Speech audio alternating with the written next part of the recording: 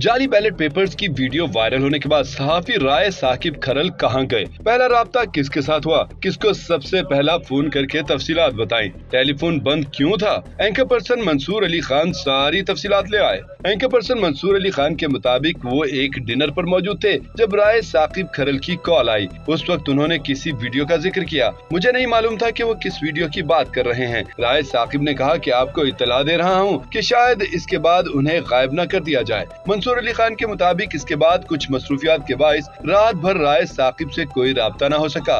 मंसूर अली खान के मुताबिक उन्होंने सुबह जब राय साकिब को कॉल करने की कोशिश की तो उनका नंबर बंद था, लेकिन व्हाट्सएप पे पैगाम छोड़ दिया।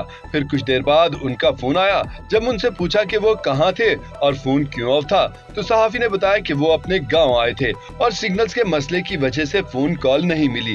राय साकिब खरल ने रास्ते में फोन किया और बताया कि उनके साथ एक और एंकर पर्सन थे। वो एक जगह पर कॉफी पी रहे थे। उस वक्त उन्हें एक इत्तला मिली। राय साकिब खरल के मुताबिक वो प्रिंटिंग प्रेस गए और उनके साथ एक आदमी भी था जो कि वीडियो बना रहा था। वो आदमी भी मौजूद था जिसने इत्तला दी, जिसने वीडियो रिकॉर्ड की, उसे वहां से निकाल दिया। इसके बाद हम वापस आ गए और अपने अपने चैनल्स को तफसीलात बताएं, लेकिन दोनों चैनल्स ने मुकम्मल तहकीक के बगैर स्टोरी चलाने से इनकार कर दिया। राय साकिब ने अपने YouTube चैनल पर भी वीडियो न चलाने का फैसला किया।